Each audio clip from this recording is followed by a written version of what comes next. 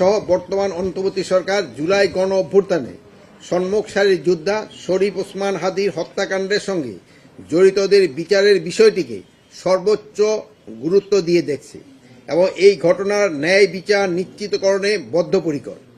এই হত্যাকাণ্ডে জড়িত কাউকে কোনো প্রকার ছাড় দেওয়া হবে না। ইতিমধ্যে এই হত্যাকাণ্ডের ঘটনার সঙ্গে জড়িত 10 জনকে যৌথ বাহিনী পুলিশ, র্যাব, বিজিবি কর্তৃক গ্রেপ্তার করা হয়েছে।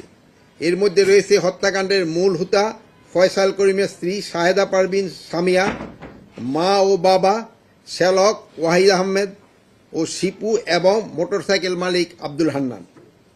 তাছাড়াও হত্যাকাণ্ডে ব্যবহৃত মোটরসাইকেল এবং 2টি বিদেশি পিস্তল, 2টি ম্যাগজিন, 41 রাউন্ড গোলাবারুদ এবং 1টি খেলনা পিস্তল উদ্ধার করা হয়েছে। অতি দ্রুত এই ঘটনার মূল হোতা ফয়সাল করিম মাসুদকে শনাক্ত আইনের আওতায় আনা হয়েছে। তবে হত্যাকাণ্ডে মোটিভ উদ্ধার ও গোপনীয়তা বজায় রক্ষার স্বার্থে এ বিষয়ে এখনও বিস্তারিত জানানো সম্ভব হচ্ছে না। তবে আমরা আপনাদের আশ্বস্ত করছি এই বিষয়ে বেশ অগ্রগতি হয়েছে এবং তাকে মূল হোতাকে খুঁজে বের করতে আইনশৃঙ্খলা বাহিনী প্রাণপণ চেষ্টা করে যাচ্ছে। গোয়েন্দা তথ্যের ভিত্তিতে এই ঘটনার সঙ্গে জড়িত থাকার সন্দেহে দালাল চক্র ফিলিপের সহযোগী এবং 5 জনকে আটক করে বিজিবি যথাযথ আইনি প্রক্রিয়ায় পুলিশের নিকট হস্তান্তর করেছে। গতকাল স্বরাষ্ট্র মন্ত্রণালয়ের সম্মেলন কক্ষে পুলিশ, র্যাব এবং বিজিবি যৌথ এক প্রেস ব্রিফিংয়ের মাধ্যমে বিষয়টি সম্পর্কে মিডিয়াকে আপনাদের বিস্তারিত অবহিত করেছে। ওসমান হাদি ভাইয়ের ব্যাপারে গতকাল কিন্তু আমরা একটা প্রেস ব্রিফিং আপনাদের করা হয়েছে এবং ওখানে যারা যারা এটার সাথে মানে ওদের থেকে তো আমি ইনফরমেশন পাই, মানে মেইন লোকগুলি আপনাদের ওই ইনফরমেশনটা দিচ্ছে। ওইটা ছাড়া আমার কাছে এক্সট্রা কোনো ইনফরমেশন নেই।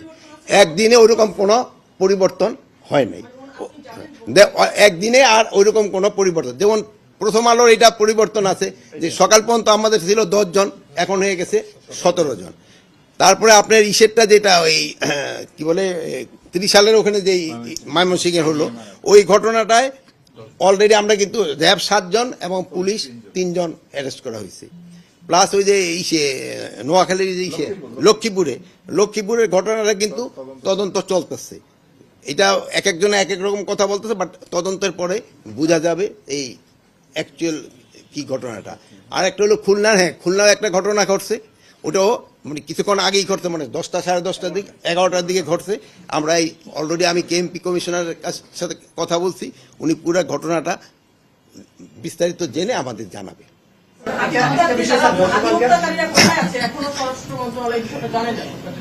এখন যদি কোথায় আছে হইলে তো তারা ধরে ফেলতাম, যদি আমাদের কাছে যদি ওইরকম নিউজটা থাকতো তাহলে তো ধরে ফেলতাম।